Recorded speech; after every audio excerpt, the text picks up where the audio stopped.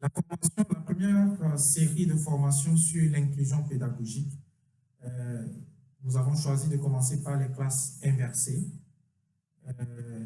Normalement, on dit la classe inversée.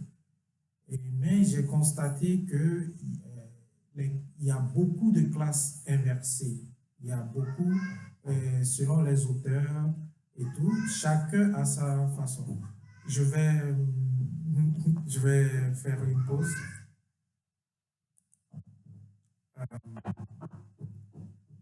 Une petite pause. J'arrive. Excusez-moi.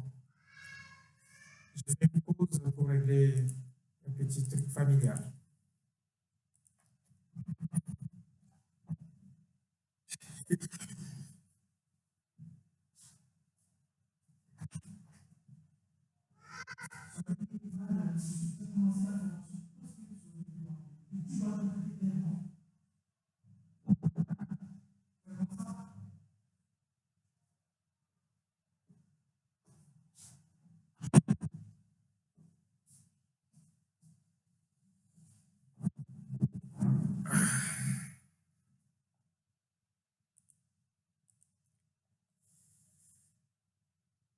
Salut.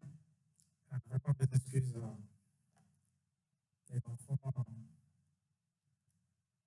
Bon. Donc, je disais qu'il y avait plusieurs classes inversées quand j'ai fait des recherches et chaque auteur avec sa façon de faire sa classe inversée.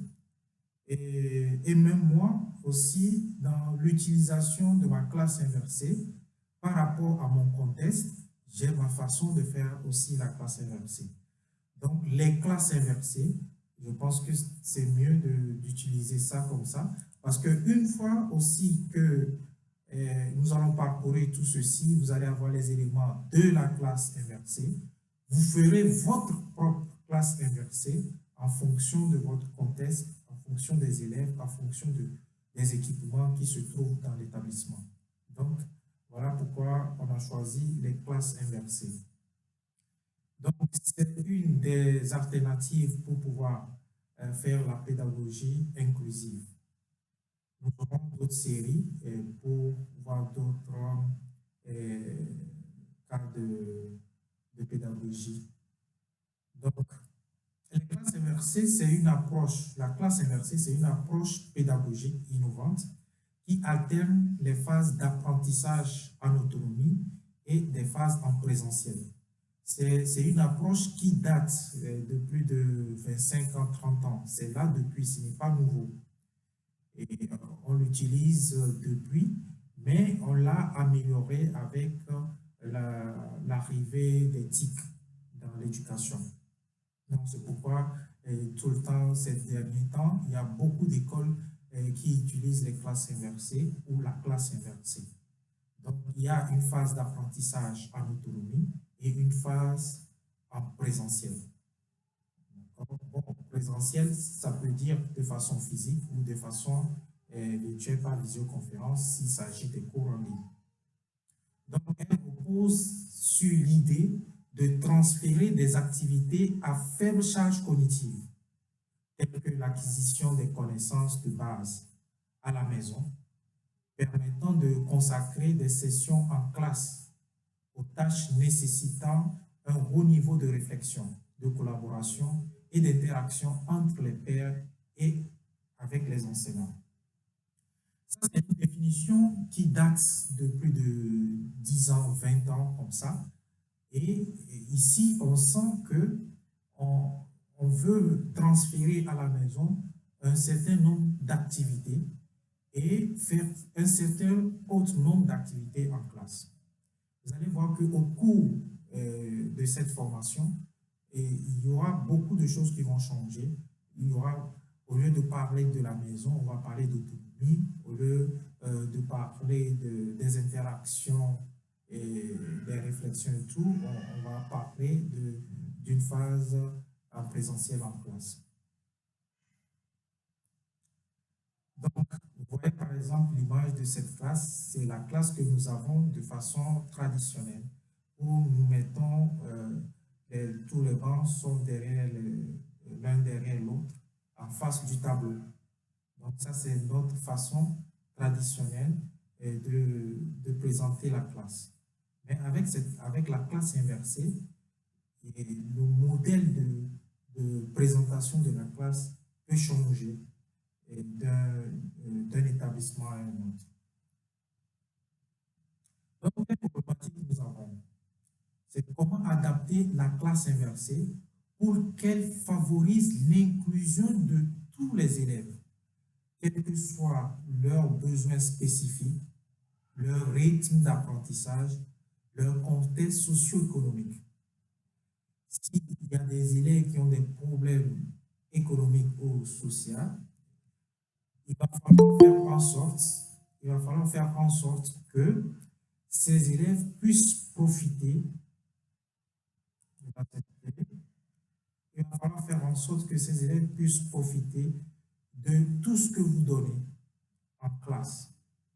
Ce n'est pas parce qu'ils ont des problèmes économiques, ce n'est pas parce qu'ils ont un problème de rythme d'apprentissage, ce n'est pas parce qu'ils ont un besoin spécifique, ce n'est pas parce qu'ils ont ce besoin spécifique qu'ils doivent être en marge de progresser. On doit tenir compte de ces besoins spécifiques, du rythme de l'apprentissage, et des contextes socio-économiques pour pouvoir mettre en place une stratégie permettant à tous les enfants de pouvoir. Donc, la définition. Je vais faire entrer une personne.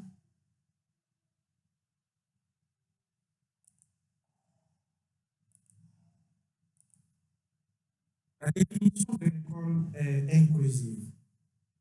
L'école inclusive est un processus qui a pour objectif de donner accès à l'école à toutes et à tous, dans des conditions favorables.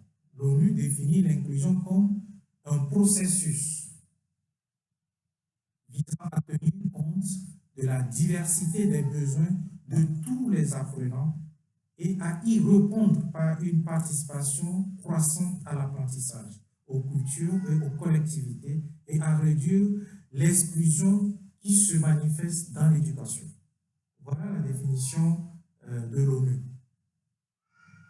Donc, cette définition nous amène à revoir la façon dont nous concevons nos cours, la façon dont nous donnons la compétence et la connaissance. Nous devons tenir compte des besoins spécifiques, de l'environnement de l'enfant pour pouvoir mettre en place une activité pédagogique. Alors, l'inclusion, c'est pour qui? L'inclusion a pour vocation de faire disparaître les catégorisations des élèves. Parce que avant, dans les débuts, quand on parlait d'inclusion, on parlait beaucoup plus pour les élèves à besoins spécifiques. Ils ont besoin de quelque chose de plus. Parce qu'ils n'entendent pas bien, ils ne voient pas bien, ils ont des problèmes, et donc on parlait d'inclusion. Maintenant, on ne parle plus d'inclusion pour ces élèves à besoins spécifiques, on parle d'inclusion pour tout le monde. Parce que chaque élève a son environnement, et souvent, l'environnement amène l'enfant à avoir des problèmes sur le plan économique, social, etc. Donc, là, l'idéal, c'est ça, c'est d'arriver à enlever cette catégorisation des élèves. Donc, notre objectif pour cette formation, c'est de comprendre les principes fondamentaux de la classe inversée. Parce que si on arrive à comprendre, on peut l'adapter. C'est une classe inversée, mais c'est à adapter par rapport à son contexte. Donc, il faut la comprendre, apprendre à concevoir et mettre en œuvre un plan de cours basé sur la classe inversée, découvrir les avantages et les défis de cette méthodologie, intégrer des outils numériques pour soutenir cette approche. Parce que là, actuellement, les TIC sont rentrés dans l'éducation et ces TIC aident vraiment la classe inversée à être très performante. Très performante. Donc, la description de la méthodologie. La classe inversée peut se décliner en plusieurs formats selon le degré d'implication des élèves. Ici, dans mes recherches, j'ai vu qu'il y avait trois formats. Il y a plusieurs classes inversées, mais ces classes inversées sont en trois catégories. Premièrement, 25%, l'élève est acteur. Donc, 25% de ce qui va se passer dans l'activité pédagogique, l'élève est acteur à 25%. L'enseignant fournit des ressources. On appelle ces ressources des capsules. Ces capsules peuvent être des vidéos, des documents, des quiz. C'est le professeur qui fournit ça pour une première exposition à la matière, suivi d'activités en classe pour approfondir. Donc ici, dans cette classe inversée, l'élève est acteur et acteur à 25% de l'activité pédagogique. La deuxième catégorisation, c'est élève producteur. On va constater que dans l'activité pédagogique de la classe inversée, l'élève prend 50% de l'activité parce que l'élève va produire, l'élève va co-construire le contenu avec l'enseignant. Et la dernière, l'élève est concepteur. Les élèves définissent leur propre parcours d'apprentissage en fonction des objectifs de l'enseignant. Donc, voilà les trois catégories de la classe inversée. Et donc, quand on va comprendre c'est quoi la classe inversée, et on prendra ou soit l'élève acteur, ou soit l'élève producteur, ou soit l'élève concepteur par rapport au contexte pour pouvoir mettre en place une stratégie pédagogique, un plan de cours adapté à ces élèves et aux besoins environnementaux de ces élèves. Alors, on va rentrer dans le plan de cours. Donc, dans la conception du plan de cours de la classe inversée, il y a trois étapes. L'étape 1 avant la classe, l'étape 2 en classe et l'étape 3 après la classe. L'étape 1 avant la classe, c'est hors de la classe. Donc tout ce qui est simple peut être fait seul sans recours à une aide externe. Donc, vous donnez à l'enfant tout ce qui est simple, qui ne nécessite pas que quelqu'un, un répétiteur, un enseignant de maison, un papa ou une maman donne de l'aide. Quelque chose que l'enfant est capable de faire seul. Par exemple, copier une trace écrite, effectuer des recherches simples, visionner des vidéos, lire des documents dans le livre, etc. C'est des tâches simples que vous donnez à l'enfant. Pour que l'enfant puisse découvrir le cours avant l'étape 2. Maintenant, quand on dit hors de la classe, ça ne signifie pas obligatoirement à la maison. Hors de la classe, l'enfant peut optimiser son temps à l'école. Parce qu'il y a des récréations, les temps de récréation, les temps de permanence. Souvent, les enfants, ils ont leur propre heure d'études, etc. L'enfant peut venir plus tôt, peut repartir plus tard, ainsi de suite. Mais l'activité est faite hors de la classe. C'est hors de la classe. Ça peut être à l'intérieur de l'école ou à la maison. Même la première étape, c'est possible que ça se fasse en classe. Ça, c'est pour le cas des élèves qui sont à la maternelle ou au CP. Parce que pour eux, c'est difficile de faire des activités seuls euh, à la maison ou hors de la classe. Donc, l'enseignant doit faire en sorte de faire cette première étape en classe. Mais ici, comme nous sommes en DP, DP1 avec les adultes, ça va se faire hors de la classe. L'étape 2, en classe, c'est tout ce qui relève de la compréhension. Le professeur est disponible et les élèves travaillent en groupe, mettant leur cerveau en batterie pour effectuer des tâches plus complexes et s'entraider. Donc, dans l'étape 2, on va voir effectivement que les élèves maintenant sont en classe, mais qui vont travailler en groupe. Alors, travailler en groupe nécessite une organisation de classe. Donc, la classe ne va plus être traditionnelle. On va faire en sorte d'avoir des groupuscules dans la classe. Et là, les élèves réfléchissent. L'enseignant est à côté de ses élèves, circule dans les groupes. Et la troisième étape, c'est après la classe, l'activité, c'est la classe écrite, les évaluations, les feedbacks personnalisés. Donc, dans cette partie aussi, vous voyez qu'il ne nécessite pas la présence de quelqu'un pour aider l'élève. L'élève est capable de faire une tâche écrite, de recopier un cours, de recevoir un cours, de recevoir un feedback personnalisé de l'enseignant après la classe, ou de faire une évaluation ou de recevoir une correction, de lire une vidéo où l'enseignant fait une correction, ou de lire un document où l'enseignant a fait une correction là-dedans. Donc, vous voyez que l'étape 1, l'étape 3 ne nécessite pas l'aide d'un répétiteur ou de quelqu'un d'autre. Parce que dans l'étape 2, l'enseignant fait le nécessaire. Alors, on va voir un exemple, ou soit même deux exemples concrets. J'ai pris la liberté de prendre une fiche de l'activité d'un enseignant de la classe de 3e. Voilà, ça c'est sa fiche d'activité que l'élève doit compléter.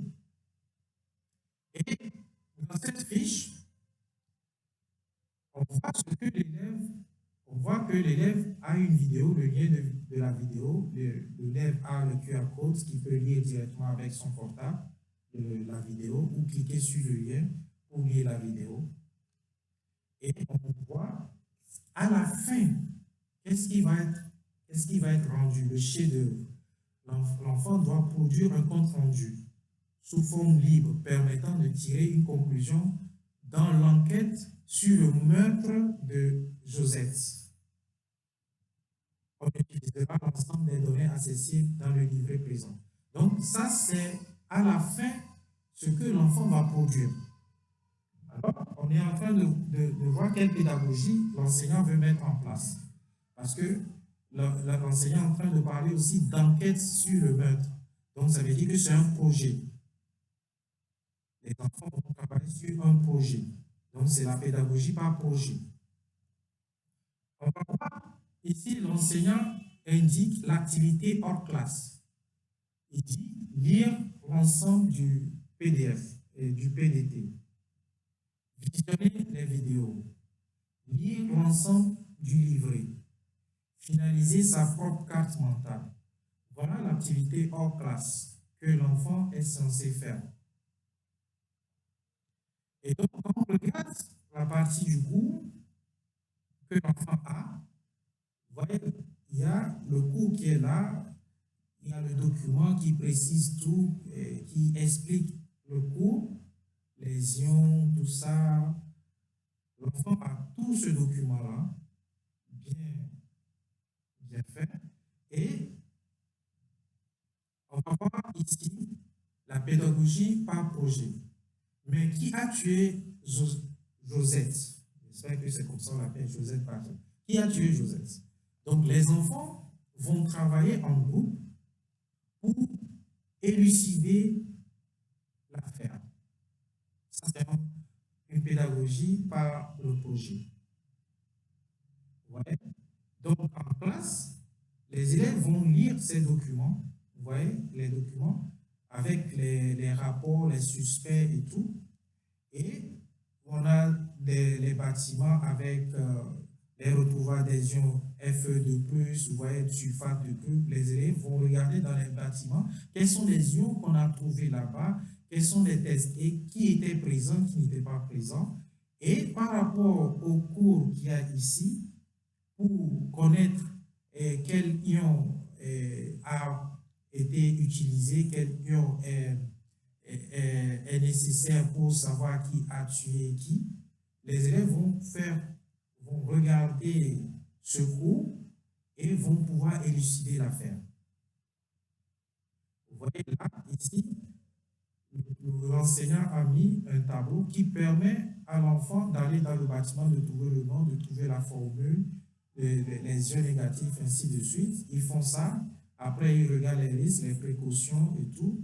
Ensuite, les enfants ont le compte rendu du laboratoire. Ils regardent le compte rendu du laboratoire. Et par rapport aux informations du cours, ils vont arriver à élucider l'affaire.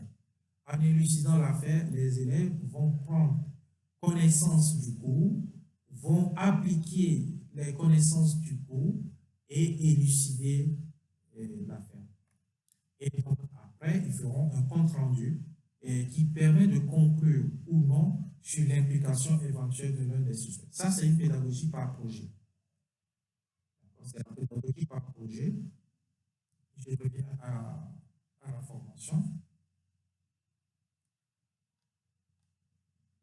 Alors, travailler en projet, c'est quoi? Travailler en projet n'est pas une méthode nouvelle. Elle est présente en pédagogie depuis les années 20. Donc, voici 5 idées clés dans une démarche de projet pour Philippe Perrault, parce que vous allez voir que chaque auteur a sa façon de travailler en projet.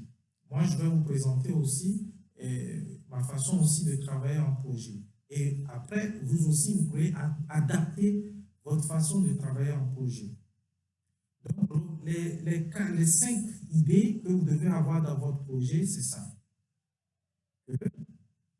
Le projet est une entreprise collective gérée par le groupe. Il faut qu'on sente que c'est des groupes qui travaillent dans la classe pour répondre à un projet, à un objectif. S'oriente vers une production concrète. Donc, à la fin, on doit avoir une production, ou soit une présentation, ou soit des affiches, quelque chose doit être produit. Induit un ensemble de tâches dans lesquelles les élèves peuvent s'impliquer et jouer un rôle actif, puis et qui peut varier en fonction de leurs moyens et d'intérêt. Suscite l'apprentissage de savoir, de savoir-faire, de gestion de projet. Donc, ils doivent décider, planifier, coordonner.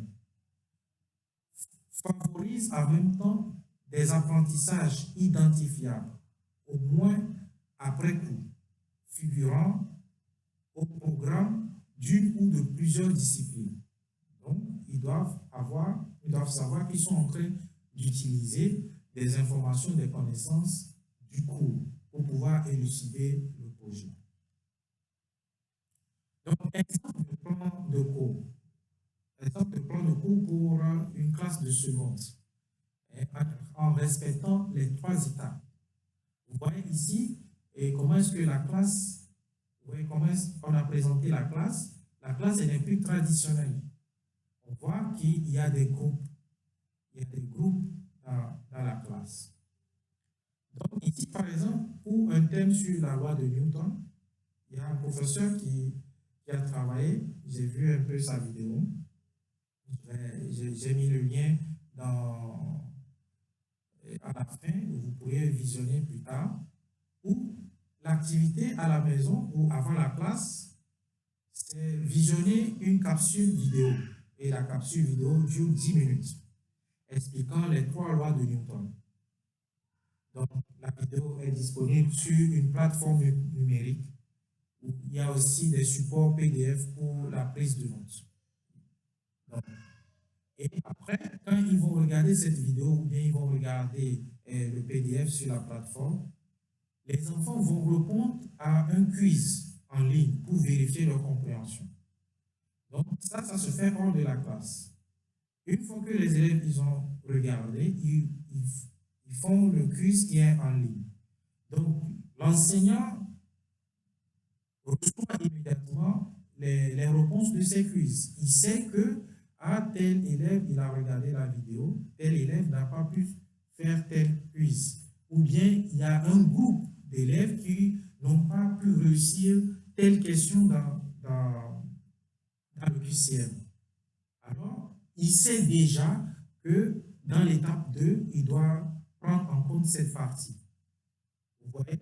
Donc, l'enseignant a déjà des informations avant l'étape 2. Maintenant, dans l'étape 2, il commence par une discussion en groupe pour clarifier les concepts mal compris. Ensuite, l'exercice pratique en laboratoire. Donc, expérience sur les forces de mouvement. Ensuite, il organise des débats sur des situations de vie courante où les lois de Newton s'appliquent. Donc, son objectif, c'est d'approfondir les connaissances et développer les compétences pratiques. Donc, ils vont faire des discussions, ils vont faire une expérience pratique. Donc, chaque groupe va faire l'expérience sur les forces et tout. Ensuite, ils vont faire un débat sur l'application de ça dans la vie courante. Et qu'est-ce qu'ils vont faire maintenant après? Qu'est-ce qu'ils vont faire après? Dans l'étape 3, ils vont maintenant à la maison faire la rédaction du rapport du TP. Parce qu'ils ont un support, ils ont fait l'expérience et tout, ils ont fait des discussions et tout. Il y aura des questions qui vont suivre, qui vont permettre à l'enfant à la maison d'écrire, de laisser une trace écrite. Donc, le rapport, c'est la trace écrite. Et l'enfant va laisser cette trace écrite en s'appuyant sur l'étape de ce qu'ils ont fait en classe. Ensuite, dans l'étape 3, le professeur fait un feedback. Ou bien il fait une correction. Si l'enfant fait la rédaction, c'est si l'enfant rédige après la classe, l'enfant rédige, il y a le professeur qui a déjà cette rédaction, les rédactions des élèves déjà, et il fait une correction, un feedback à l'élève. Vous voyez, le professeur, il a tout en ligne. L'enfant aussi a tout en ligne. Donc, quand les enfants font, ou soit ils envoient sur la plateforme, ou soit c'est déjà en ligne, le professeur voit et fait un feedback en ligne. Voilà la classe inversée. Un exemple de classe inversée. Donc, surtout dans l'étape 2, on va constater qu'on va quitter le face-à-face, où le professeur il est devant, il parle, et les élèves ils sont en face de lui, il parle, il répond aux questions. Ça va passer de face à face à côte à côte. Quand vous rentrez dans la salle, vous allez voir que le professeur il est à côté d'un groupe. Ils sont en train de discuter. Il passe à un autre groupe. Ainsi de suite. Et même des fois, le professeur peut utiliser certains groupes qui ont fini pour aller expliquer aux autres groupes comment réussir le travail. Donc, vous voyez comment la classe inversée est intéressante. Un autre exemple, toujours en physique, excusez-moi, je suis physicien, je pense que j'ai prévu histoire ou quelque chose aussi. En physique, par exemple, il y a aussi, on peut faire ceci. Avant la classe, le support de papier de TP est fourni en lien vers un document d'écriture collaborative et envoyé via un compte Twitter. Ça, j'ai vu ça dans une école pour les États-Unis. Ils ont un compte Twitter et l'enseignant envoie le support de TP là-dessus. Et les élèves travaillent avant la classe sur ce compte-là. ils collaborent, ils cherchent, ils analysent les documents que l'enseignant donne. Et souvent, l'enseignant, il demande de faire quelques petites recherches avant d'arriver. Maintenant, en classe, ils découvrent leur groupe de travail et coopèrent pour répondre à la problématique posée en réalisant des expériences. Vous voyez ici, s'ils sont en train de répondre à une problématique posée, c'est qu'ils sont en train de faire la pédagogie par le projet. Donc ici, dans l'école là, ils ont accès à des tablettes. Et donc, grâce à des tablettes, les élèves, ils ont la disposition des tablettes, ils vont réaliser un rendu numérique, intégrant les images, les tests, les sons et les vidéos. Et dans l'activité, c'est qu'ils filment les expériences qu'ils sont en train de faire en TP. Ils filment tout ça et ils écrivent des comptes rendus et tout. Une fois qu'ils finissent tout ceci, ils mettent ça sur, on appelle ça Paddle, sur une page en ligne et ils récapturent, ils mettent ça de façon ordonnée pour que ça puisse faire un support de cours. Vous voyez ici, l'élève devient producteur. Vous vous rappelez qu'on a dit qu'il y a trois types. L'élève, il est acteur, l'élève est producteur. Et puis, je reviens vous montrer, on est à la page 11. Je reviens là. On avait dit qu'il y a trois cas, l'élève acteur, l'élève producteur, l'élève concepteur. D'accord? Donc, l'élève producteur, l'élève co-construit le contenu avec l'enseignant. L'élève concepteur, les élèves définissent leur parcours d'apprentissage. Donc, dans ce cas d'exemple, on va voir que l'élève est producteur. D'accord? Et donc, après la classe, l'ensemble des productions est partagé sur un mur collaboratif afin de permettre à chacun de réviser sur un support enrichi. Vous voyez? Ici, c'est les élèves qui ont, à travers le guidage du professeur, ont réussi à produire un cours. Et donc, dans ce cours, il y a des vidéos qui montrent comment ils ont fait l'expérience, qu'est-ce qu'ils ont trouvé et tout, et les résultats, comment ils ont interprété et quelles sont les équations, ainsi de suite. Voilà un autre exemple. Je me suis dépassé, j'ai regardé un peu pour l'histoire. Pour l'histoire, avant la classe, chez eux, les élèves ont reçu par mail un lien pour un mur collaboratif. Le mur collaboratif, je pense que dans l'autre formation, on a parlé de l'écran pédagogique. Et j'avais un peu parlé de l'écran collaboratif, le tableau collaboratif. Donc, peut-être après vous réenvoyer le lien. Il y a aussi des écrans collaboratifs. Je ne sais pas, la réunion va prendre fin dans 15 minutes. Je ne sais pas pourquoi. Mais si ça prend fin, je vais vous renvoyer le lien. Donc, il y a un lien que le professeur envoie et ils travaillent ensemble. Donc, quand ils travaillent en dehors de la classe, le professeur voit, les autres élèves voient qu'ils sont en train de travailler et c'est guidé. Et les ressources pédagogiques, tout est donné et les consignes sont données. Maintenant, en classe, une fois en classe, environ 10 minutes sont consacrées aux questions liées au cours. Vous voyez ici, les questions sont, ils posent des questions, les problématiques du chapitre, les questions, les acteurs, la chronologie. Ensuite, les élèves se consacrent aux activités proposées en groupe. Vous voyez, toujours en groupe. Donc, le nom et le profil des protagonistes varient en fonction des objectifs pédagogiques de l'enseignant. Ou même, ils peuvent être seuls pour faire le travail. Et à la fin de la séance, ce sont généralement des séances de 2 heures. Donc, un moment est consacré à la mutualisation. Donc, où chaque groupe présente et ils mettent en commun le travail. et les productions des élèves sont validées et certaines sont placées sur les murs collaboratifs visibles par les deux classes.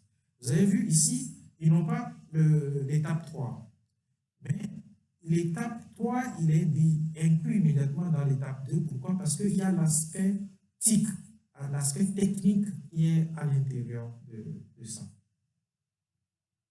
Donc, les technologies sont venues et agrémenter vraiment le travail. Vous voyez ici l'histoire, ce n'est pas le professeur qui est devant et il dicte le cours. Il dicte le cours, les élèves sont en train de recopier le cours. C'est du temps perdu. Parce que quand l'enseignant dicte le cours et les élèves recopient, il n'y a pas quelque chose de grand que les élèves apprennent. Par contre, s'ils sont en activité dans le groupe et ils vont jusqu'à la production du travail, du cours, puisqu'ils sont impliqués, alors ils vont facilement retenir le cours. Là, c'est la première pause pour les questions. Donc, nous faisons une première pause pour les questions. Je pense que la pause va durer 10 minutes et après, je vais vous redonner le lien. Je ne sais pas s'il y a...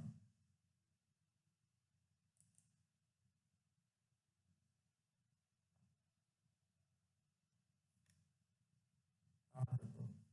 On me demande de prolonger l'appel. Si je veux prolonger l'appel, je dois payer 9,99 $.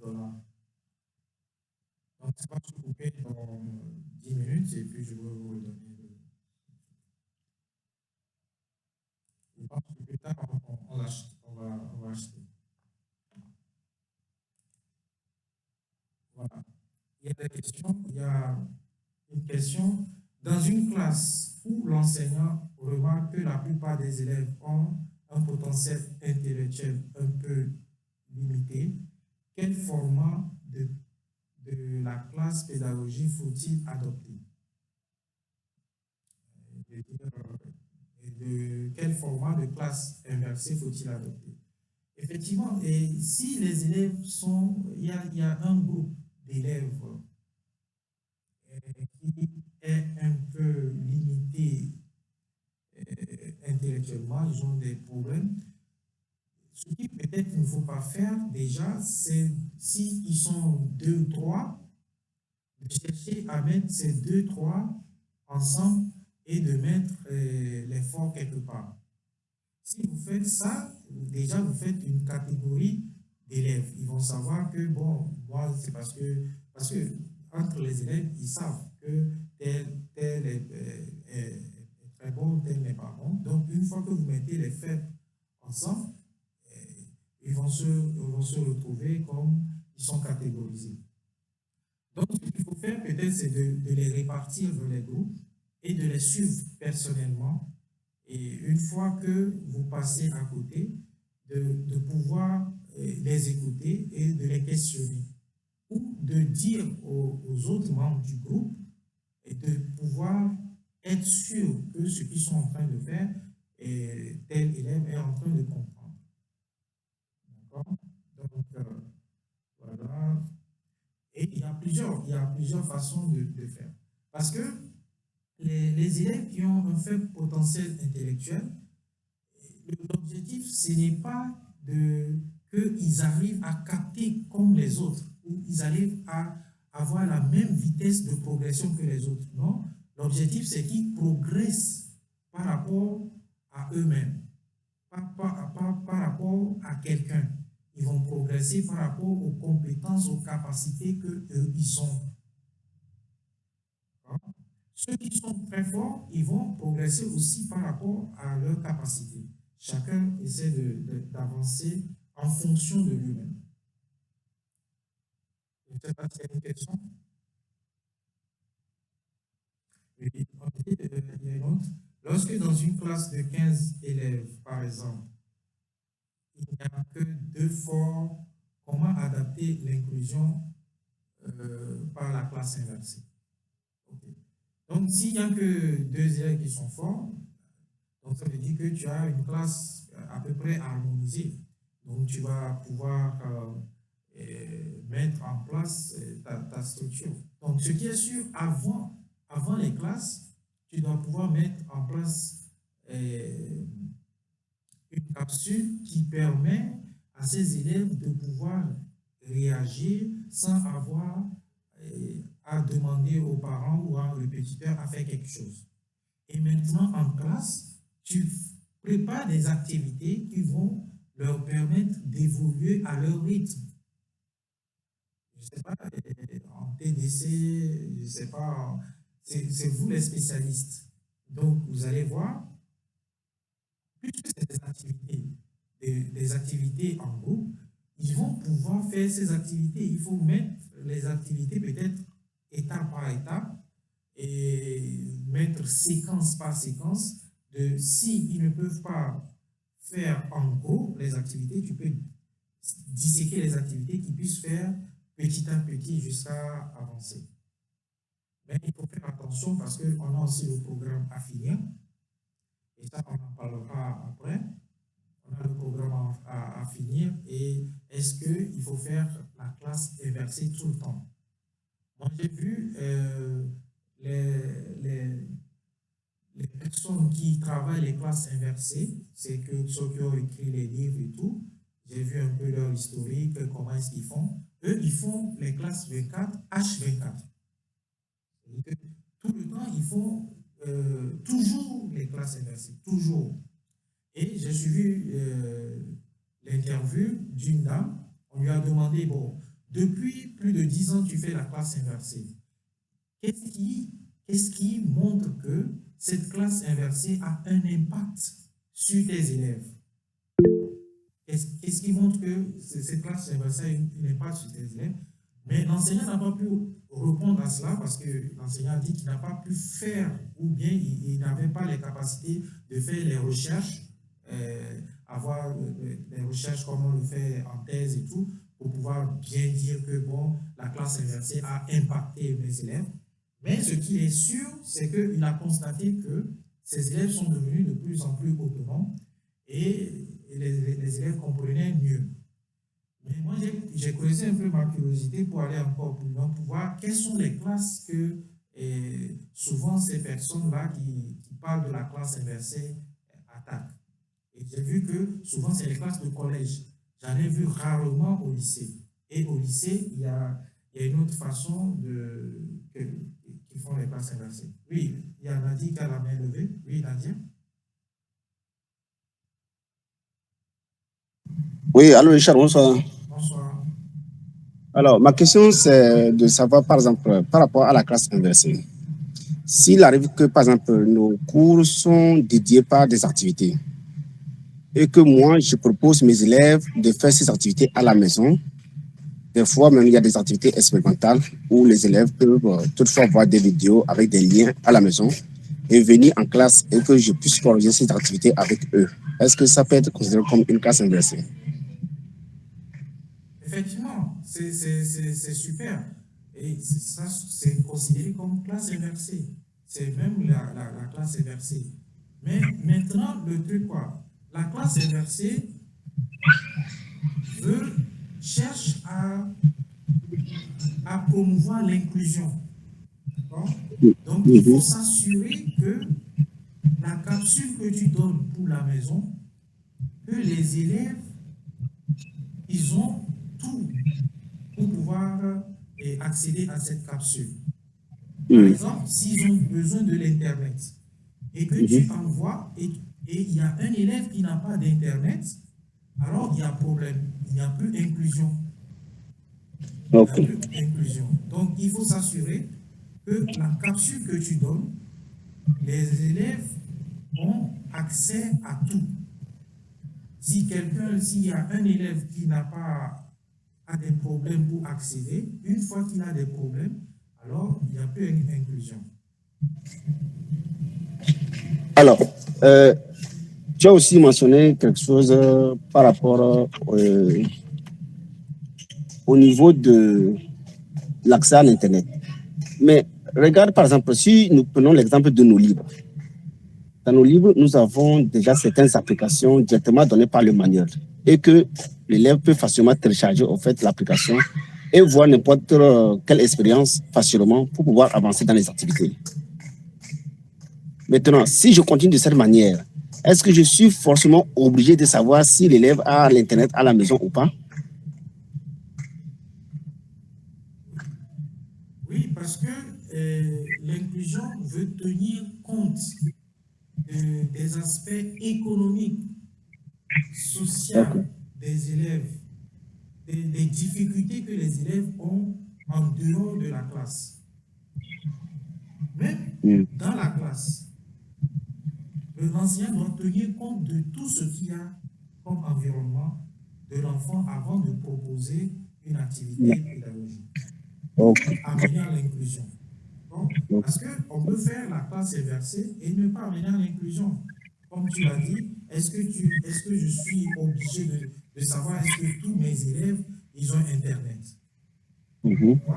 Donc ça, tu ne vas pas faire l'inclusion avant. Mais tu vas faire la classe inversée.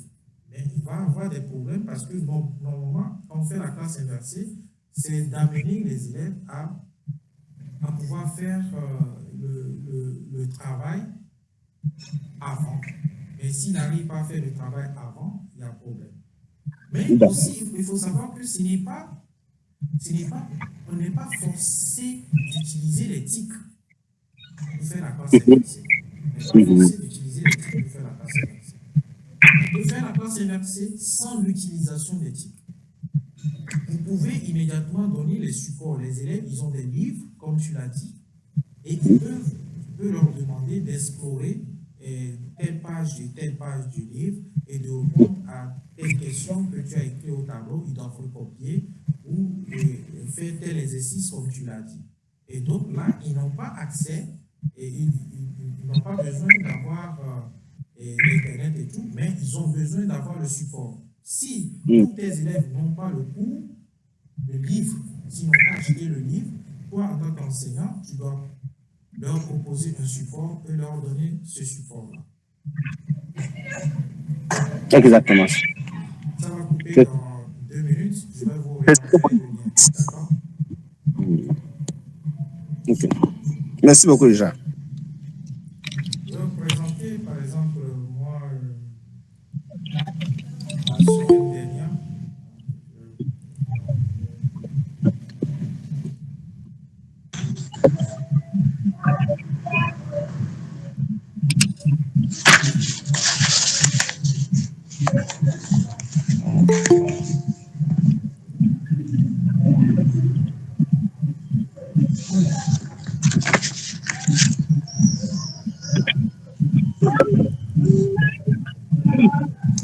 je vais vous présenter, moi, par exemple, ma classe inversée que j'ai utilisée la semaine dernière, la semaine du 17 au 21, pour mes élèves de terminale.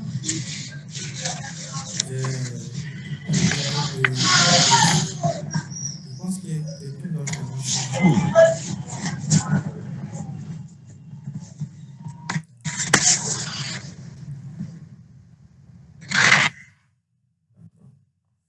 Donc, je vais vous présenter ma classe inversée que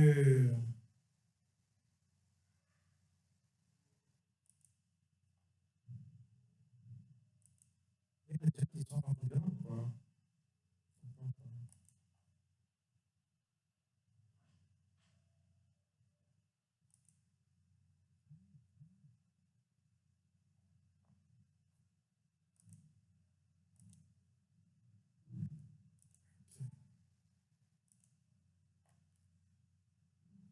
Okay.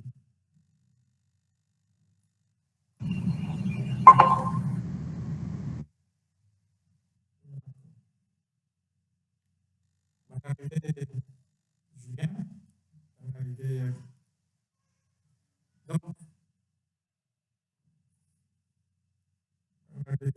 okay. Donc on était à la deuxième partie.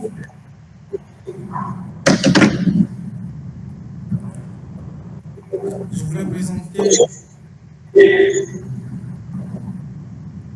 présenter ici mon plan de cours de la semaine dernière avec mes terminales. J'ai deux groupes de 20 élèves. Et là, j'ai essayé de faire une classe inversée. Bon, mais j'ai fait la classe inversée en utilisant leur travail à la maison et 2 de mes séances. C'est-à-dire que voilà, la séance où je fais la classe inversée, c'est ma 3e séance. Ici, la séance qui est là, la séance du 21/11/2024. Je fais la classe inversée et pour une application des connaissances dans la vie réelle. J'ai choisi cette partie parce que je pense que mes élèves que j'ai, ils sont beaucoup plus intéressés à la recherche. C'est des élèves qui aiment beaucoup la recherche. Et ces élèves, ils ont l'Internet à la maison, ils ont les ordinateurs et ils connaissent beaucoup d'applications aussi. Je connais très bien mes élèves et donc je savais que si je fais l'application de la connaissance et que je leur donne dans la vie active, si moi-même je leur présente ça, ils ne vont pas être sûrs ou ils ne vont pas être impliqués en classe. Alors j'ai choisi de faire une classe inversée avec la dernière partie de mon cours qui est la classe, qui est l'application en classe inversée. Et donc, j'ai formé de petits groupes et par rapport aux applications, j'ai mis plusieurs thèmes. Et chaque groupe a choisi le thème qui l'intéressait le mieux. Et j'ai immédiatement aussi introduit les caractéristiques du grand oral. Donc, je profite en même temps pour leur montrer comment est-ce qu'on présente le grand oral. Donc, j'ai inséré à l'intérieur aussi, et dans mes fiches que je leur ai données, comment il faut se tenir dans le grand oral, combien de minutes, ainsi de suite. Je leur ai donné tous ces documents-là. Et en amont, je leur ai donné avant la semaine du 17, la première séance.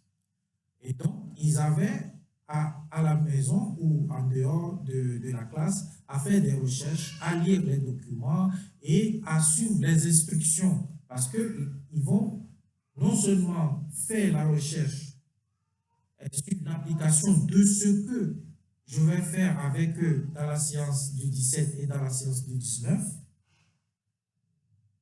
ils vont faire cette recherche, faire une présentation PowerPoint, mais présenter sans regarder le PowerPoint et faire comme si c'était le grand oral. Donc, j'ai utilisé non seulement leur travail, le travail qu'ils doivent faire à la maison comme avant la classe, mais j'ai utilisé la séance du 17 et la séance du 19 comme étant aussi dans l'étape 1.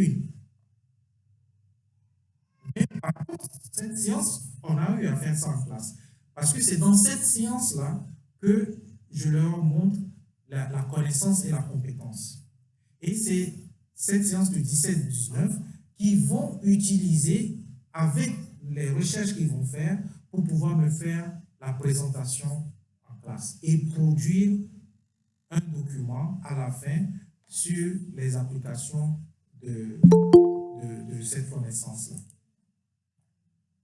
Donc voilà comment moi, j'ai pu façonner ma classe inversée. Et donc, comme je le dis, une fois qu'on comprend qu'il y a 3 étapes de la classe inversée et on comprend l'environnement qu'on a, on peut façonner notre classe inversée comme on le veut. Donc, et franchement, quand on a présenté le 21/11, j'ai été surpris de tout ce que les élèves ils ont donné et j'ai été surpris agréablement parce qu'ils ont fait plus que mon travail. Ce que j'avais prévu comme application que j'ai mis dans mon cours, dans mon cours, ils ont dépassé ça. Et ils ont également appris à se présenter comme s'ils faisaient le grand oral. Donc, vous voyez, par exemple, dans mes matériaux, il y avait un document cours du chapitre, document activité du chapitre, document plan mini-exposé, document grille de notation, document exercice typage, document matériel de présentation, comment est-ce qu'ils doivent présenter, et puis mon écran pédagogique. Parce que moi, j'utilise, par exemple, ici, je suis en train de faire cette formation avec l'écran pédagogique qui me permet de switcher très facilement. Vous voyez? Et donc, quand j'ai fait ça, j'ai été vraiment surpris agréablement. Mes élèves, ils ont travaillé, c'était bien, c'était propre. Et ma chance également, c'est que j'ai eu même mon coordinateur, mon proviseur qui est rentré dans la salle pour me visiter. Il était émerveillé de voir comment est-ce que les élèves s'exprimaient et comment est-ce qu'ils sont allés très pointus dans leur recherche. Même si j'avais fait le cours normal, j'avais parlé des applications, j'avais dit ça. On n'allait pas aller très pointu et ils n'allaient pas prendre en considération beaucoup de choses. Donc voilà comment est-ce qu'on peut faire, on peut adapter sa classe inversée à la population.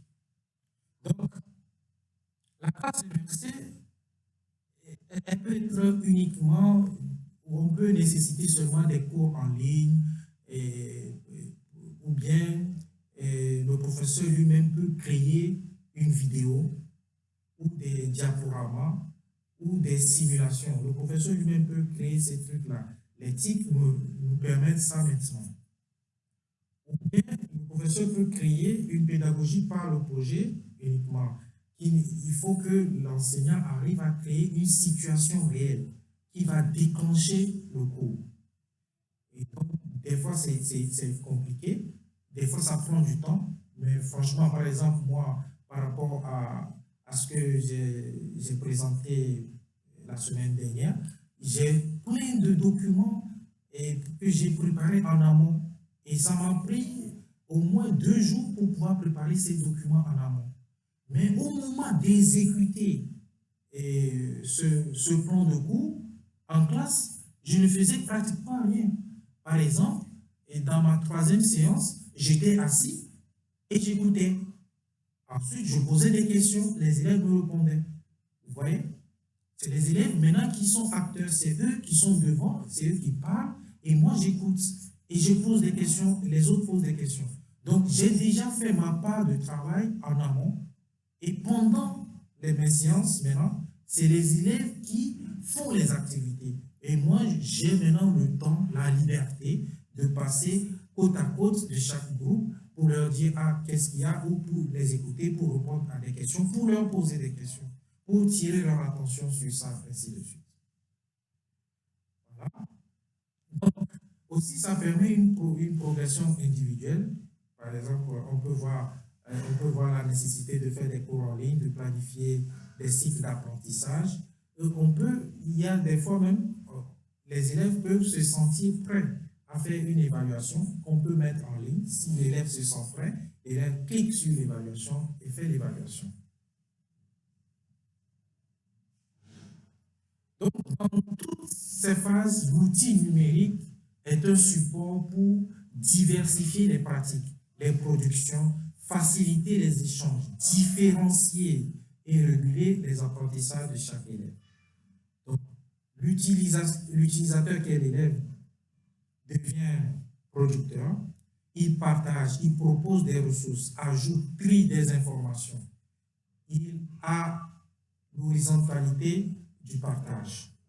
Vous voyez ici, vous allez voir que dans l'IB, les compétences vont apparaître ici rapidement parce que c'est l'élève qui fait tout ça là. C'est l'élève qui utilise l'information, qui trie l'information. C'est l'élève qui propose, qui questionne, qui répond. Cette approche dynamique permet aux élèves d'explorer des problématiques réelles du monde. Maintenant, les avantages.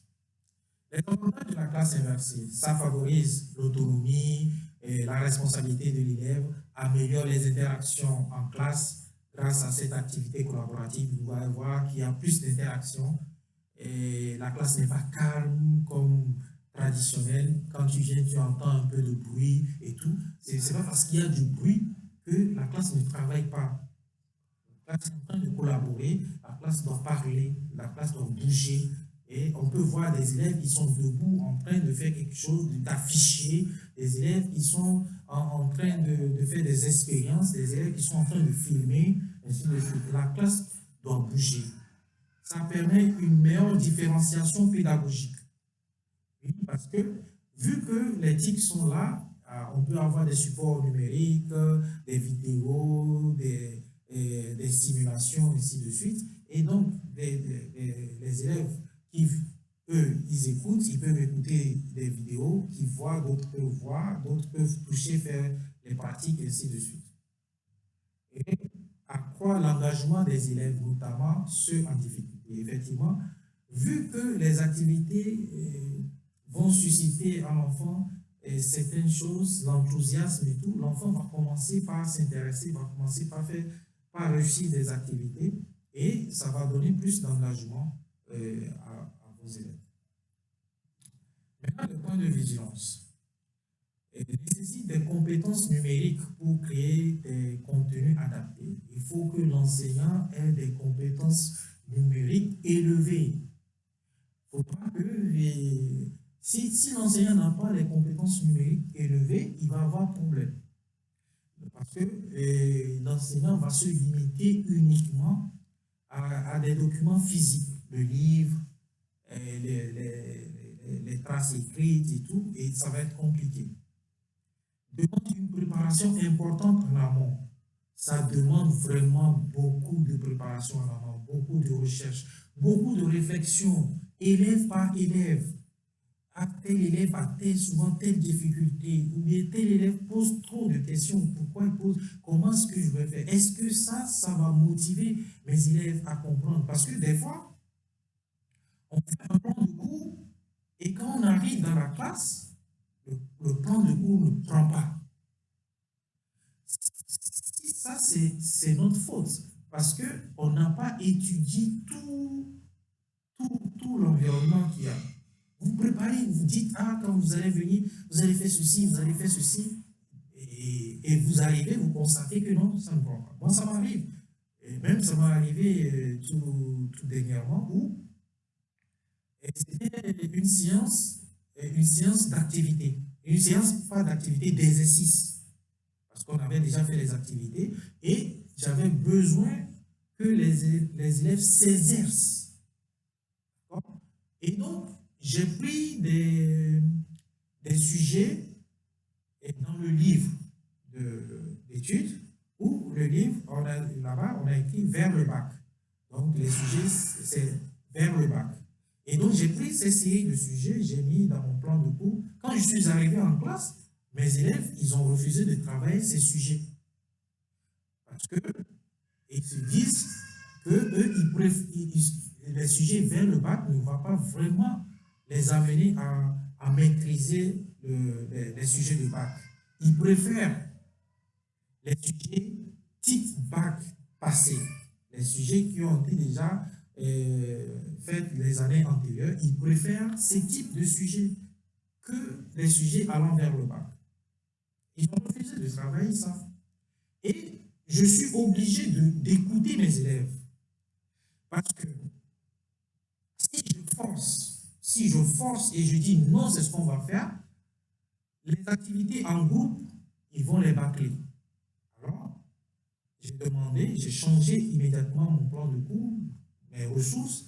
J'ai demandé à une personne de me trouver, parce qu'ils ont des ordinateurs, ils sont connectés, et il y a des sites, là-bas au lycée, de me trouver 2-3 sujets immédiatement pour comprendre. Donc, ils ont choisi en collaboration ces sujets et ils ont pu réaliser cela.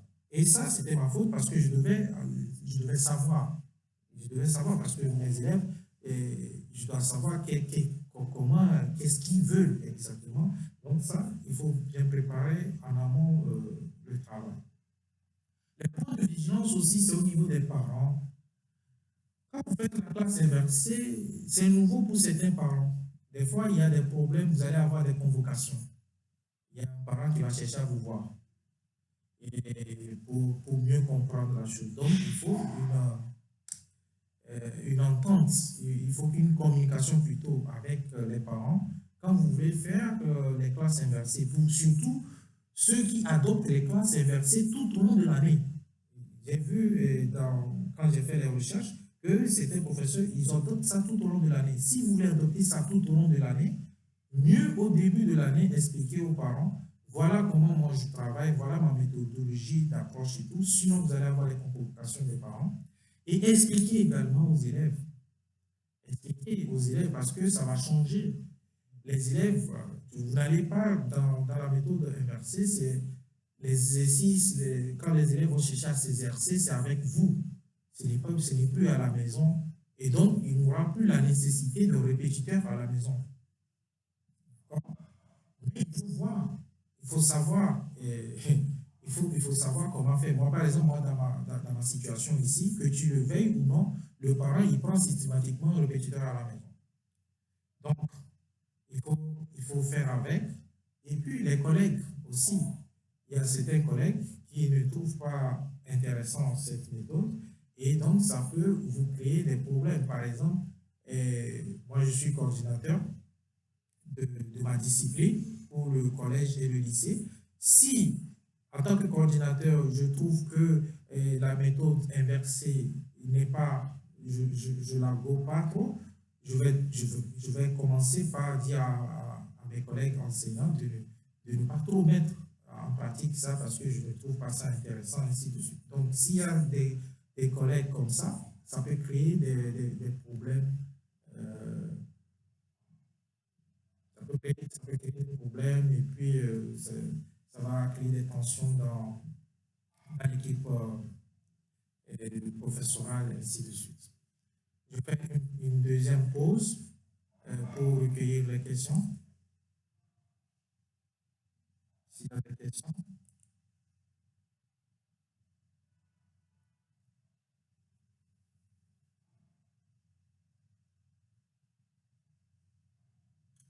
Donc, en attendant les questions, je récapitule. Oui, on va dire. Oui, monsieur Richard, je te reviens un peu parce que par rapport à ta dernière proposition, ou peut-être que certains collègues n'aiment pas souvent adopter, par exemple, ta méthode que tu es en train de faire. C'est bien vrai parce que j'ai déjà eu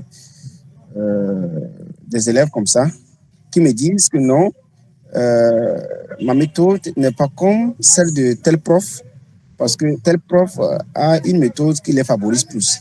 Dans ce cas, alors que toi, en tant qu'enseignant, tu tiens quelque chose au fait, tu as quelque chose comme programme avec tes élèves. Dans ce cas-là, comment est-ce que tu penses qu'on peut gérer ça? Voilà. Donc, ça, c'est le problème vraiment récurrent et dans les établissements et ça dépend de la vision de l'établissement. Par exemple, moi, dans mon établissement où je suis, et la classe inversée est de mise. Tous les enseignants qui viennent, ils doivent suivre une formation sur la classe inversée, obligatoirement. Moi, j'ai suivi une formation, quand je suis rentré direct, j'ai suivi une formation sur la classe inversée. Même si j'utilisais ça depuis, tu dois suivre obligatoirement, on doit te voir être là et puis faire cette pédagogie-là. Ensuite, donc, vous voyez que déjà, c'est la tête qui donne déjà l'information que la classe inversée doit être utilisée. Mais on ne force pas les enseignants à l'utiliser tout le temps. Mais ils doivent l'utiliser. Comme par exemple la pédagogie par le projet, ils doivent l'utiliser à l'intérieur. La pédagogie par le projet, c'est obligatoire. On doit voir les élèves faire des groupes, faire des productions, faire des présentations, faire des trucs et tout. Ça, ils doivent le faire. Mais inverser, non. Donc, du coup, tu vois que comme ça vient de la tête, ça fait que si tel enseignant l'utilise et tel ne l'utilise pas, il n'y a pas de problème. Et ici aussi, c'est que cette pédagogie inversée est dans l'établissement ça fait beaucoup d'années. Donc, les élèves, depuis la maternelle ou bien le collège et tout, ils sont déjà habitués à cette façon de faire. Donc, ce qui va poser problème maintenant pour un établissement qui commence par adopter la classe inversée, c'est si le coordinateur directement de discipline ne veut pas, il va avoir des problèmes, ou si dans votre discipline, chacun fait, celui-là dit que la classe inversée, c'est pas bien, devant les élèves et tout, dit que cette méthode est meilleure, ça va créer des conflits. Donc, il faut harmoniser ça au niveau des coordinations de discipline et ensuite que aussi le coordinateur revoit avec les coordinateurs de discipline pour mettre en place. Donc, il faut vraiment une communication qui va normalement commencer par le coordinateur, le proviseur, descendre au niveau des coordinateurs de discipline et ensuite au niveau des professeurs. Et ce n'est pas facile, ce n'est pas facile, ça va prendre du temps. Même dans l'application, même dans la conception, même si tu veux concevoir un plan de cours inversé, c'est dur. C'est vraiment dur. Et surtout la première fois, la première année. Parce que la deuxième année, tu as les anciennes ressources que tu améliores. Mais la première année, c'est très dur parce qu'il faut réfléchir surtout à trouver qu'est-ce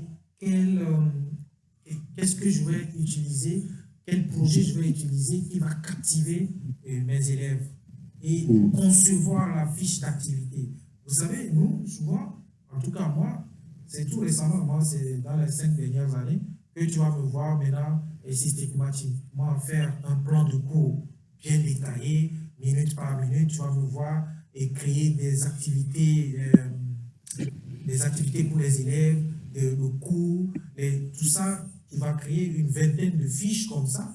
Moi, ça fait dans mes 5 dernières années que j'ai su faire ça. Dans mes premières années et tout, déjà, je ne savais même pas comment est-ce qu'on faisait un plan de cours. Il n'y avait pas de... Et on avait juste une seule fiche. C'est la fiche de cours. Ou bien on a un seul livre. Le livre de cours, c'est fini. Mais quand vous préparez tout à l'avance, je vous assure que quand vous rentrez dans la salle, c'est intéressant l'enseignement quand c'est comme ça.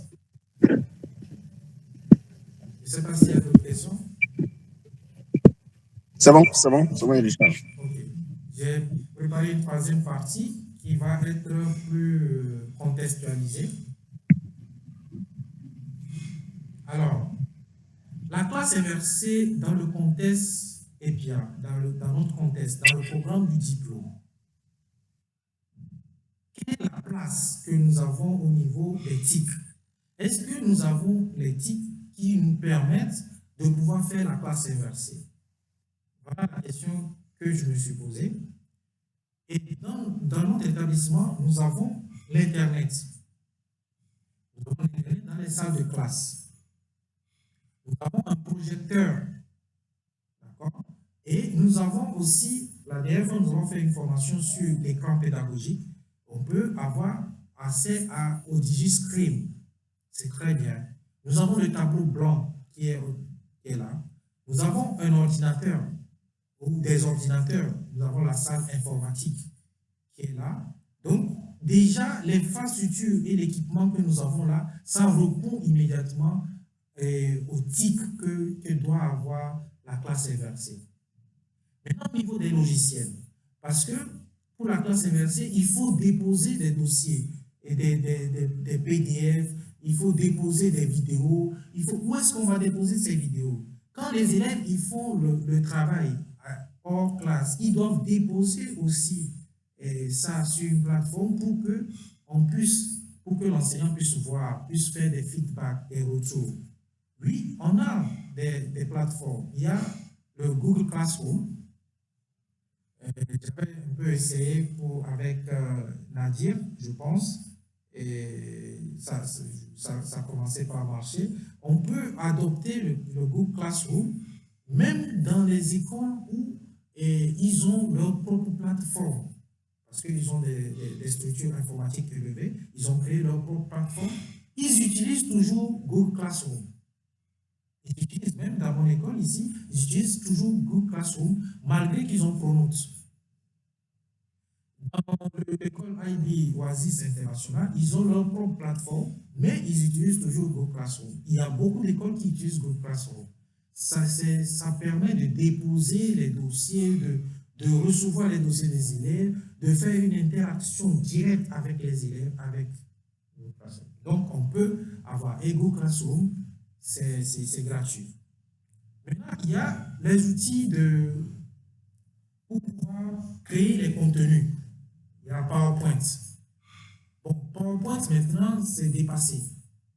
Il y a Canva. Par exemple, moi, j'ai fait cette présentation, je travaille dans Canva. Aujourd'hui, tous les enseignants, les élèves et tout dans le monde entier travaillent dans Canva. Il y a la version gratuite qui est formidable. Et tous les enseignants doivent aller vers là. C'est plus simple que PowerPoint. Et il y a beaucoup de flexibilité.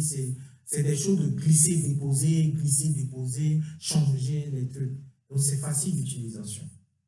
Et une fois qu'on fait, par exemple, un PowerPoint dans Canva, on peut le mettre en faisant sortir le PowerPoint, le mettre en vidéo. Et ainsi de suite. Et nous avons aussi des outils de vidéo, par exemple le Scratch, le Screencast. Il y a le Screencast qui permet de vous enregistrer en train de présenter un contenu. Par exemple, vous voulez faire le bilan du cours et vous enregistrez Screencast. Souvent, il y a ça sur les téléphones, enregistreur d'écran. Et donc, vous enregistrez le contenu. Vous pouvez enregistrer juste votre voix. Vous pouvez enregistrer quand vous défilez le PowerPoint, ça enregistre. Ou bien aller plus loin. Comme moi, par exemple, moi j'utilise OBS Studio. OBS Studio, vous devez venir au fur et à mesure que vous avancez dans la technologie. Et si vous voulez avoir des présentations de vidéos bien propres avec beaucoup de trucs, vous devez arriver à OBS Studio parce que c'est très performant et c'est accès libre pour l'éducation. Donc, moi, j'utilise le OBS Studio, ça fait déjà 3 ans. Mais je vous assure que mes premières années, c'est difficile. Mais dans la deuxième année, et surtout cette année, c'est plus facile pour moi de l'utiliser. D'accord? Je l'utilise pour faire mes vidéos, pour même faire des streamings sur YouTube, sur Facebook, ça fait beaucoup de choses. Donc, il faut aussi apprendre le OBS pour être bien près sur l'éthique de l'éducation. Aussi, dans les familles, quand on regarde les familles que nous avons à l'école, on sait qu'ils ont des ordinateurs ou des tablettes.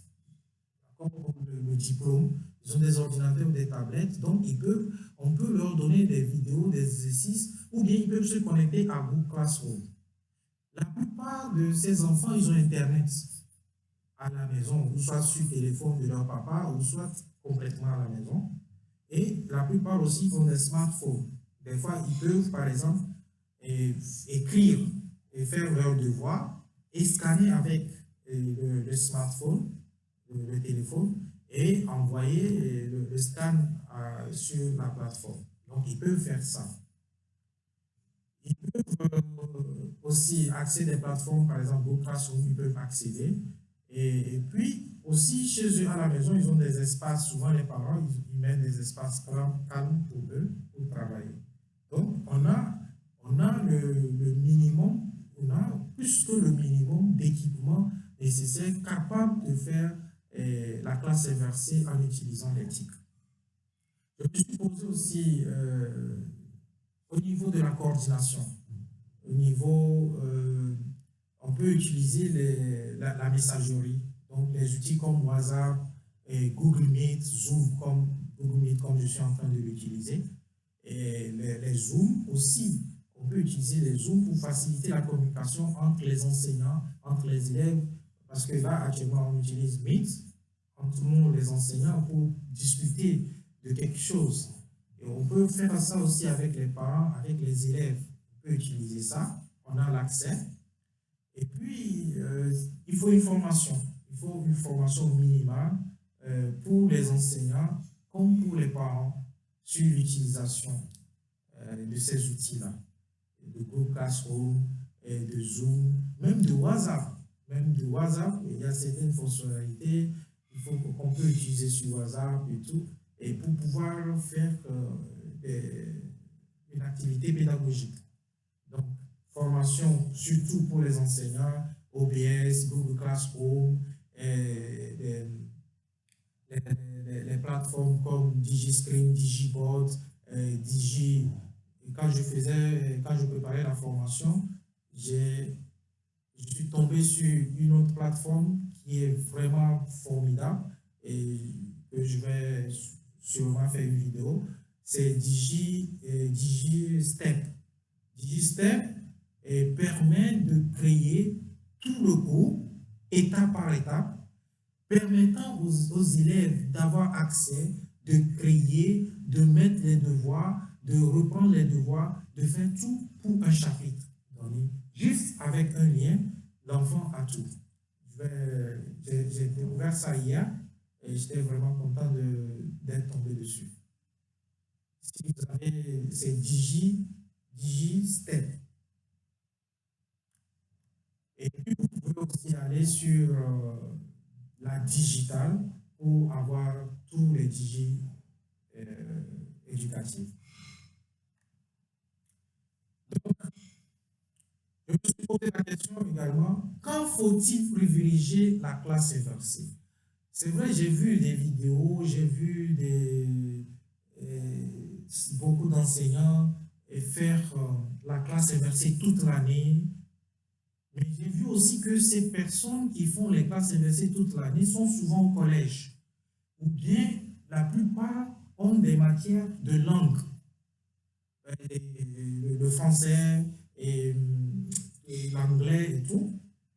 Et puis, c'est difficile pour certains enseignants au niveau supérieur où il y a beaucoup de connaissances à donner, de faire la classe inversée. Donc, alors, nous, à Alpha, avec notre effectif, avec ce que nous avons, nos ordinateurs, quand est-ce qu'il faut privilégier les classes inversées? Moi, j'ai fait une proposition, on pourra en discuter. Donc, dans un environnement où les outils numériques sont accessibles, si les élèves disposent de l'équipement et de l'accès nécessaire, ordinateur, tablette, Internet, la classe inversée est particulièrement adaptée. Et si les élèves disposent, parce que si les élèves ne disposent pas à la maison, la classe inversée va être compliquée à faire. Lorsque l'objectif est de favoriser l'autonomie des élèves, donc quand votre objectif c'est d'amener les élèves à être autonomes, vous utilisez la classe inversée pour les inciter à se gérer, donc à gérer leur propre apprentissage. Donc là, ils vont voir des vidéos, ils vont consulter des ressources avant le cours. Donc la classe inversée, c'est bien.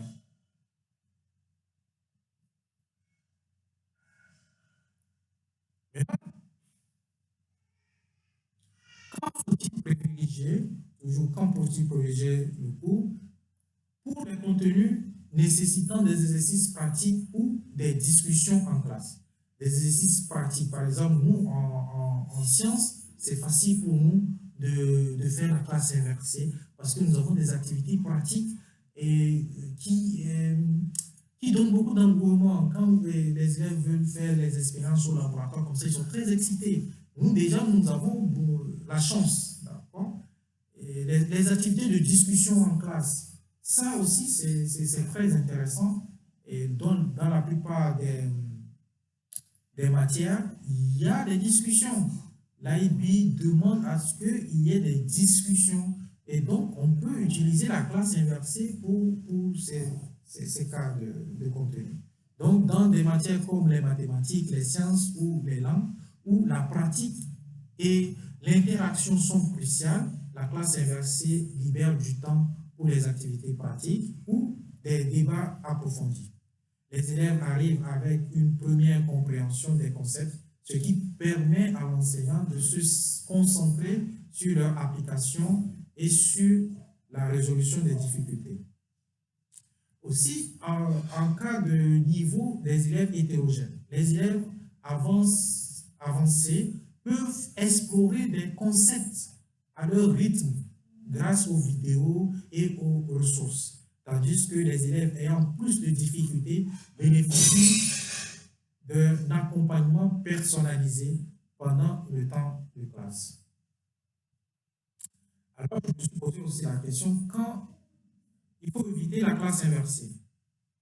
Donc, si les élèves ou les familles n'ont pas accès aux outils numériques nécessaires, si les élèves n'ont pas encore développé des compétences de base en autonomie, si le temps de préparation ou la formation des enseignants est insuffisant pour produire des ressources de qualité. Parce que si les ressources ne sont pas de qualité, il va y avoir problème. Donc, s'il n'y a pas assez de temps de préparation en amont, préparer tous les documents, les activités, et le cours, les bilans, le plan de cours et tout, si vous n'avez pas assez de temps de préparation, vous ne devez pas utiliser la classe inversée. Ou si les enseignants ne sont pas formés suffisamment sur l'éthique, c'est mieux de ne pas utiliser la classe inversée.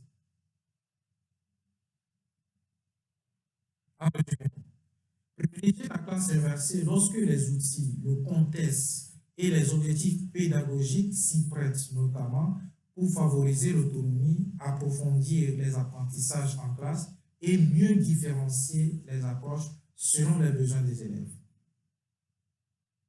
Donc, la classe inversée offre une approche flexible et efficace pour rendre les élèves acteurs de leur apprentissage en combinant outils numériques et pédagogie active. Elle permet de répondre aux besoins diversifiés des élèves tout en renouvelant les pratiques enseignantes. La classe inversée implique nécessairement un retour en présentiel, les interactions entre les élèves, un travail collaboratif et surtout un accompagnement du professeur. Donc, je vais finir ici par ceci. Comment passer de la classe inversée à la classe renversée? Voilà encore autre chose. Il y a la classe inversée et il y a la classe renversée. Et cette classe renversée, vous allez voir, on a dit au départ qu'il y a 3 catégories, l'élève est acteur, l'élève est producteur, et puis l'élève il construit son parcours. C'est dans la classe renversée qu'en réalité, l'élève construit son parcours. Et cette classe renversée, je pense qu'on aura le temps. J'ai laissé de toute façon quelques pistes et vous pouvez regarder et on pourra en discuter après. J'ai mis aussi la différence entre classe inversée et classe renversée. J'ai également laissé la bibliographie et tout. Et vous pouvez cliquer et aller voir souvent les vidéos des autres acteurs. Alors, les questions. Comment créer Google Classroom? Google Classroom, c'est une formation qu'il faut faire normalement en 30 minutes. Et je vais peut-être préparer ça rapidement pour qu'on puisse faire à une séance pour ceux qui le souhaitent. C'est vrai, quand vous rentrez dans Google Classroom, il y a beaucoup de trucs, mais c'est facile. C'est facile si tu sais que tel outil, tu peux l'utiliser dans ton plan d'activité pédagogique. Donc, on va essayer après 30 minutes pour montrer. Par exemple, tout ce que j'ai cité, Google Classroom et OBS Studio, Canva, les Scream, tout ce que moi j'utilise, tout ce que j'utilise et tout, je suis en train de faire de petites vidéos. Je ne sais pas si vous avez déjà vu Express Tech, où je fais de petites vidéos sur ces petits outils-là qui me permettent de mieux utiliser la chose. Je vous assure que ces outils TIC-là me permettent, me facilitent la tâche. Un travail que tu peux faire en 1 heure, à moi avec le TIC, je le fais en 5 minutes. C'est très rapide. Mais le problème, c'est qu'il faut savoir l'utiliser. Une fois que tu sais l'utiliser et tu veux faire quelque chose, tu sais que tel outil fait ça, tu vas là-bas, il te fait ça en 5 minutes. Si tu te mets à perdre du temps sur la conception, les trucs, par exemple, et quand vous voulez concevoir quelque chose d'extrêmement complexe, il faut aller sur Canva. Si vous allez sur PowerPoint, vous allez perdre énormément du temps. Vous allez sur Canva. Canva, qu'est-ce que vous faites?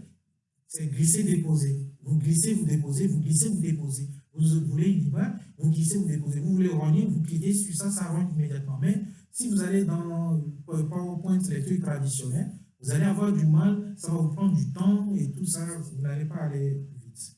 Les tics sont là pour nous faciliter la tâche. Il faut qu'on les utilise pour améliorer notre pédagogie. Oui, je pense qu'on est arrivé à l'heure, on a dépassé de 10 minutes.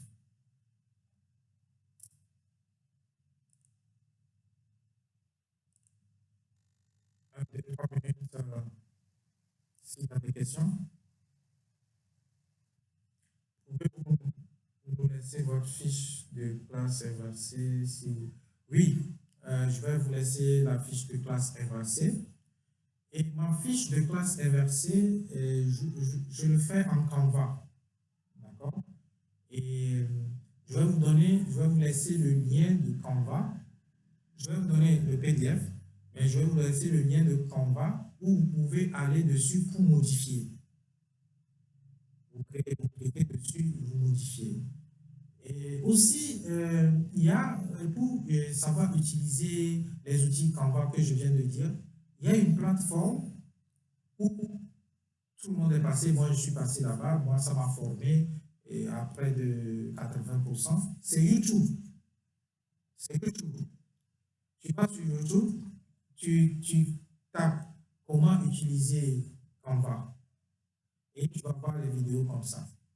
Et quand tu cliques, tu écoutes et tu appliques. Ça, c'est la première. YouTube.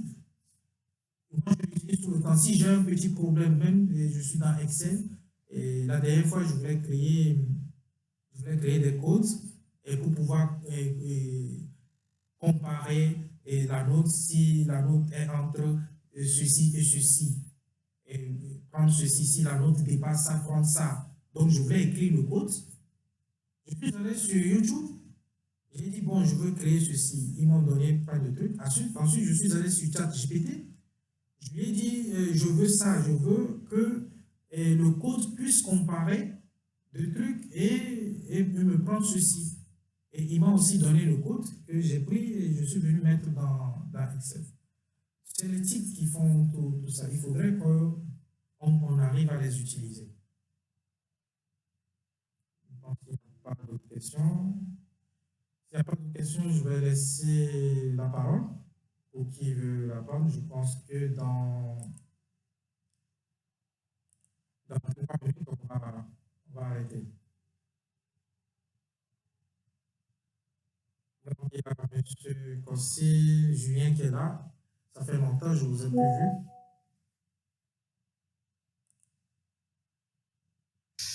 À cause de mon téléphone, il y a des petits détails. Après, notre outil est défaillant, il faut aller chercher des médias. Donc, je n'ai pas pu suivre de bout en bout. Donc, j'allais, je venais. Chaque fois que c'est possible, je mets dans ça et Donc là, je viens d'arriver au lycée pour... De toute façon, j'ai activé OBS qui a enregistré la réunion. Ensuite, je vais après sur une autre plateforme les mixer et on va Oui, mettre ça sur Drive. Vous pourrez revoir la vidéo. Cette vidéo peut rester là, ça peut servir parce que des fois on est là et on se rappelle, est-ce qu'on fait ceci, vous pouvez venir regarder la vidéo ou bien 2 ans après, on peut regarder la vidéo pour s'inspirer. oui, je crois que c'est une très bonne chose. L'information comme ça s'envole, surtout que c'est directement sur le net. On n'a pas de référence ni d'archives. C'est une bonne idée de pouvoir le mettre là-bas et on pourra aller visiter, visualiser déjà. C'est très important. Merci. Merci.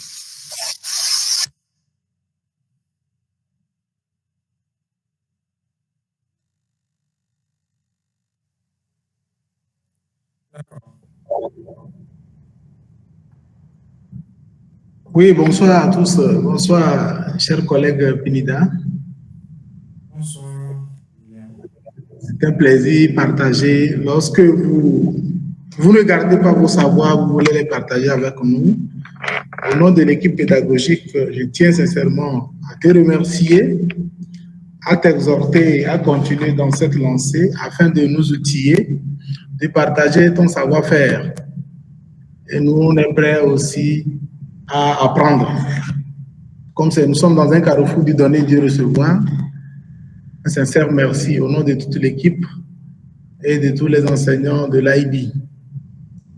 Et beaucoup de courage à toi de l'autre côté afin de nous apporter à chaque fois des rappels, des piqûres de rappel et des innovations qui sont là, étant donné que l'IB est on peut dire, en perpétuelle évolution. Et chaque fois, ça change. Et toi, tu es toujours connecté en tant qu'examinateur. Et tu as plus d'informations que nous. Donc, n'hésite pas à partager ces informations avec nous, de temps à autre, et de nous rappeler afin que nous soyons à la vogue et nous allons continuer dans cette lancée-là avec les collègues. Je vais laisser la parole à qui de droit qui vous prend la parole. La coordinatrice était empêchée, donc elle est partie. Elle devait suivre, mais malheureusement, elle est partie, puisqu'elle est empêchée. Merci. Merci beaucoup, Julien. Moi, c'est un plaisir de partager. Et aussi, c'est d'autres personnes aussi qui partagent avec moi, et qui fait que moi aussi j'ai cette connaissance. Et donc, c'est aussi de mon devoir aussi de transmettre. Parce que en transmettant, même en faisant en récapitulant tout ceci dans un PowerPoint, ça m'a permis aussi d'aller voir ce que d'autres professeurs sont en train de faire dans d'autres écoles. J'ai aussi appris certaines choses. Ça m'a permis aussi de tomber sur le logiciel dont je parle, de DigiStep.